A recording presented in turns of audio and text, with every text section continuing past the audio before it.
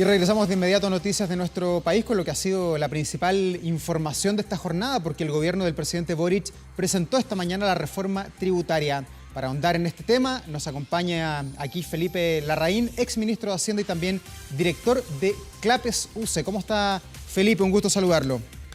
Hola, buenas tardes. Mucho gusto, Davor. Bueno, antes de ir al desglose entregado por el ministro Marcel, los principales ejes de este anuncio, ¿qué le parecen a usted como exministro de Hacienda? Mire, yo creo que en términos de objetivos uno puede compartir muchos de los objetivos que se plantean. Básicamente, ¿no es cierto?, queremos un país más justo, queremos allegar recursos para satisfacer necesidades sociales, todo eso es compartido. Donde vienen algunas dudas es respecto del diagnóstico y respecto de los instrumentos que se usan. Por ejemplo, en el tema del diagnóstico, el gobierno ha planteado que tenemos una tremenda brecha, ¿no es cierto?, con la OCDE en términos de tributos.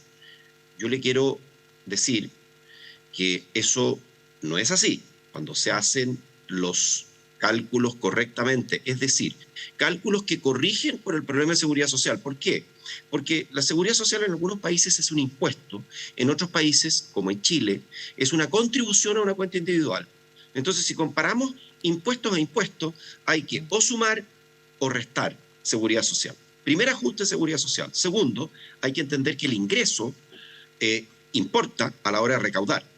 Y cuando tenemos un país que tiene, como Chile, alrededor de la mitad, un poquito más de la mitad del ingreso per cápita de la OCDE, es indudable que vamos a tener una menor recaudación por este concepto. Entonces, vamos a corregir también por esto y corrigiendo también por otro que ha aceptado la literatura, que es la estructura poblacional.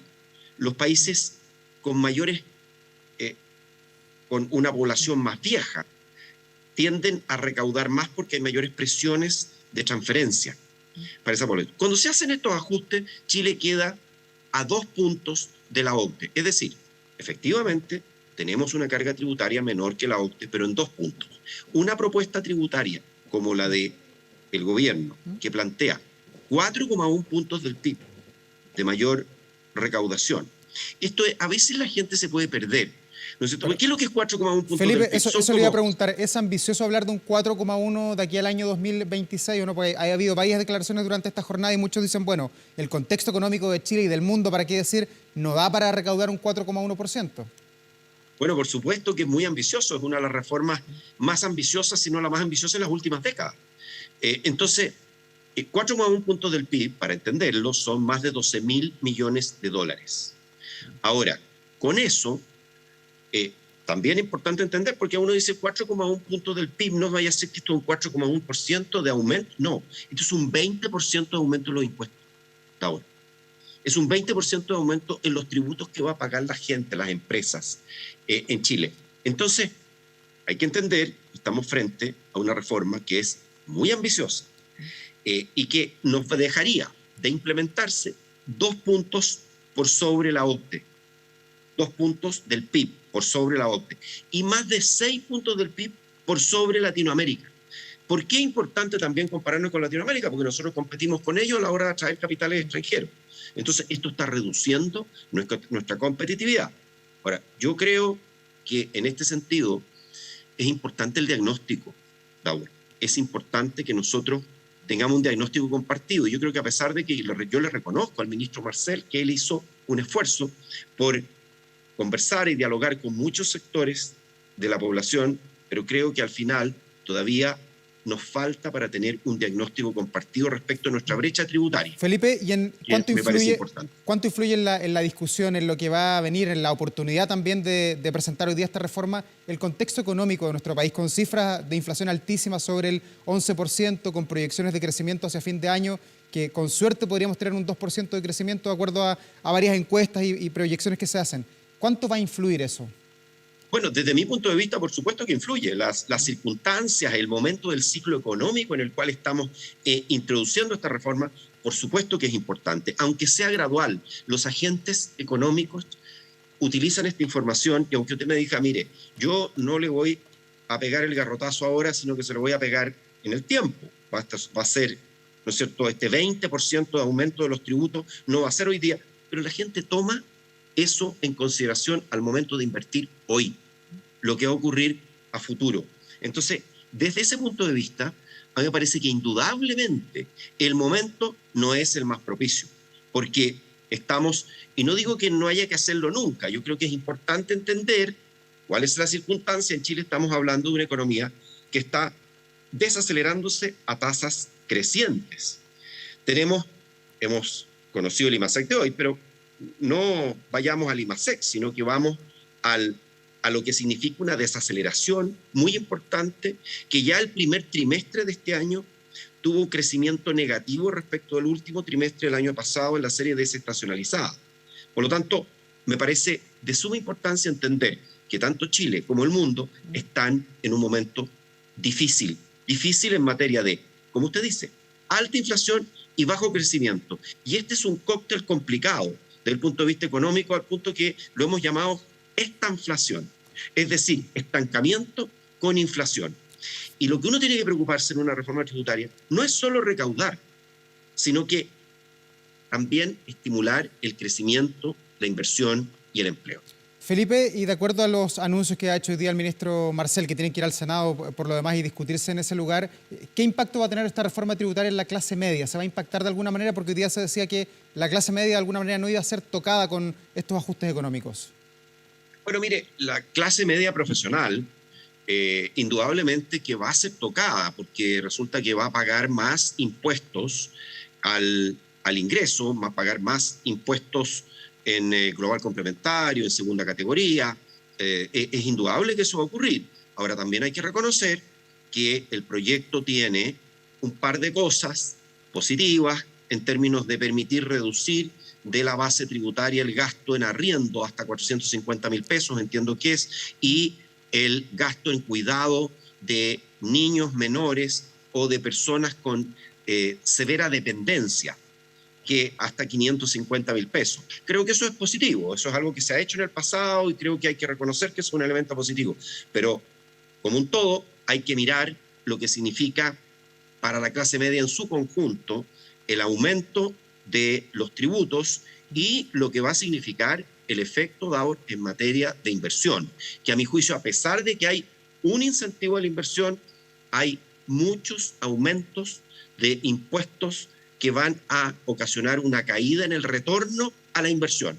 Y eso significa, en un momento en que enfrentamos probablemente 2 años de caída de inversión, esto lo dice el Banco Central, no lo estoy diciendo yo, en un momento en que enfrentamos 2 años de caída de inversión, estamos poniendo más desincentivos que incentivos a la inversión. Felipe, pero a usted, y tomando las palabras del presidente Gabriel Boric esta mañana, ¿no le da tranquilidad que esté Mario Marcel en el Ministerio de Hacienda a cargo de esta reforma? Mire, a mí, yo tengo la mejor opinión de Mario Marcel. Lo he conocido, me ha tocado trabajar con él, como contraparte de él en el momento en que él era presidente del Banco Central y yo estaba en el Ministerio de Hacienda. Lo conozco desde hace mucho tiempo. Nos tocó participar cuando él fue parte de una comisión, ¿no es cierto?, por ahí por el año 2010, que se encargó de mirar las cuentas fiscales, comisión a la cual después elaboró un informe. O sea, me tocó a mí participar con él mucho y le tengo el mayor aprecio y respeto. Lo que pasa es que uno puede tener diferencias en los instrumentos, aunque aprecie a las personas y además, aunque uno pueda concordar en los objetivos, pero diagnóstico e instrumentos. Una de las medidas que se propuso esta mañana y que han generado de alguna manera discusión, comentario, como usted lo quiera llamar, tiene que ver con el tributo que va a tener que pagar una persona que tenga una propiedad en arriendo. Tiene su propia casa y la segunda vivienda, que probablemente mucha gente la tiene para complementar sus pensiones, que son muy bajas, va a tener que pagar ahora un impuesto. ¿Le parece correcta esa determinación, que es una de las que probablemente más se va a discutir ahí en el Senado, en el Congreso? Yo creo que va a ser muy discutida eso, lo que usted está diciendo. Yo creo que eso va a ser muy discutida porque eso claramente es un cambio respecto a lo que tenemos hoy día, y me imagino va a haber una serie, bastantes personas que van a ser perjudicadas, que han tomado en consideración eso para poder hacer esa adquisición, esa vivienda, ¿no es cierto?, para luego poder arrendarla. Antes tenían eso exento, hoy día lo van a tener. Creo que son las cosas que vamos a tener que analizar y discutir. Pero yo le diría una cosa, Daud, esto es fundamentalmente una reforma recaudatoria. más que una reforma que estimule el crecimiento y la inversión. A mí me parece que más bien aquí hay desincentivos al crecimiento de la inversión y mucho interés en recaudar. ¿Usted cree que hay oportunidad para ajustar algunas de las cifras ahí en el Congreso o derechamente cree que le va a ir mal a esta reforma ahí en el Parlamento? No, yo creo que alguna forma, yo creo que esta reforma va a terminar, ¿no es cierto?, aprobándose, pero no exactamente la misma reforma, porque ninguna reforma prácticamente sale igual que lo que entró. Tenemos que tener un periodo razonable de discusión legislativa, poder escuchar a los expertos, poder escuchar a las organizaciones de la sociedad civil, poder escuchar a una serie de actores que tienen algo que decir, analistas, académicos, por supuesto, los políticos van a estar discutiendo allá, pero creo que también hay que escuchar a las personas que están representando distintos segmentos de la población, distintas organizaciones. Yo creo que eso es parte de un proceso que aspira a mejorar lo que se ha presentado. El impuesto a la riqueza que se propone, que afectaría a 6.300 personas con patrimonio superior a los 5 millones de dólares. ¿Qué le parece a usted como exministro de Hacienda? ¿Es una buena tecla para tocar? Yo lo único que le digo es lo siguiente. Este es un impuesto que tenían 12 países de la OCDE. Llegaron a tener 12 países de la OCDE. Hoy día quedan 3 países de la OCDE que lo tienen. Hay 9 países que... Este es un impuesto que en general recauda poco y es bastante... es difícil de recaudar, recauda poco y estimula las salidas de capitales. Entonces, más allá de cuántas personas van a pagarlo de forma directa, lo interesante es poder hacernos la pregunta de a cuántas personas afecta, no a través del pago directo. Y aquí pueden haber, y eso es una cosa general en impuestos, una cosa es quién lo paga y otra es cuál es el efecto en la economía. Si hay un impuesto que pagan pocas personas, pero tiene un efecto negativo en la inversión, el crecimiento del empleo, a la larga lo van a pagar todo. Felipe, y respecto al otro proyecto que se presenta, porque se presentaron hoy día en el fondo 4 proyectos distintos, se habló mucho del royalty, de colocar indicaciones a la discusión que ya está en el Parlamento. ¿Le parece oportuno meternos en esa discusión o no? Mire, yo respecto, y Davor aquí me va a perdonar, yo no he tenido el tiempo de leer completamente todo lo que se ha presentado, de analizarlo, no conocemos algunos detalles que son importantes, así que yo para esto me voy a guardar mi opinión. Y respecto a la repartición de dividendos de las empresas, se propone separar o tributar de manera separada a las empresas y las personas. ¿Es una buena medida o no? Mire, es curioso que esta es una medida, la separación se hace solamente para empresas mayores a 75.000 UF y en las empresas pequeñas se les deja integrado. Si fuera tan bueno el sistema que están proponiendo, no sé por qué se deja a las empresas pequeñas en un sistema distinto. ¿Qué es lo que le parece más destacado de toda esta reforma? Usted decía que le gustó el hecho de que puedan descontar impuestos las personas que pagan arriendo o descontar impuestos las personas que cuidan a un menor de edad o a una persona mayor enferma. ¿Hay algo más que usted rescate como positivo que usted ve que va a pasar sin ningún problema en el Congreso? Para ser preciso, descontarlo no de impuestos, sino de gastos para efectos de la determinación del impuesto. ¿Ah? Así es, eso es lo que yo entiendo. Entonces, no, mire, yo lo que le diría es lo siguiente. Yo creo que hay algunos elementos positivos y en objetivos tenemos bastantes elementos comunes. Si lo que pasa es que el problema que tenemos los instrumentos, le menciono otra cosa que es positivo, es la posibilidad de dedicar una parte del impuesto, ¿no es cierto?, a las utilidades, que en vez de pagarlo como impuesto se pueda gastar en medidas que puedan aumentar la productividad. Creo que eso es positivo también, ¿no es cierto? Pero me parece que hay muchos elementos que hasta el momento a mí me merecen dudas, así que, y sobre todo, también el paquete tributario, el monto de este paquete, que es uno de los más ambiciosos en muchas décadas en Chile. Felipe, y de alguna manera tuvo una buena discusión esta reforma, se escuchó a todas las personas, a los incumbentes, a los exministros, a los economistas antes de llegar a esta propuesta final, ¿o usted cree que faltó un poco más de diálogo? No, yo creo que hubo diálogo, si no hay duda que hay diálogo. Ahora lo que uno se pregunta a veces en este diálogo es si a uno lo escuchan, pero no se sabe cuánto se toma en cuenta estas discusiones. Es muy complejo para un ministro de Hacienda enfrentar estas reformas. Usted fue 2 veces ministro de Hacienda. Sí, es complejo, ahora es complejo. Es difícil, es complejo, pero uno se ve enfrentado a esto y hay que hacerlo lo mejor que se pueda y hay que escuchar no hay que apresurarse en el debate legislativo.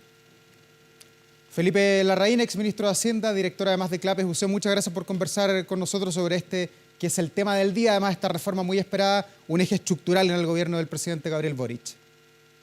Muchas gracias, Davor, encantado de conversar con ustedes. Que esté muy bien, buenas tardes.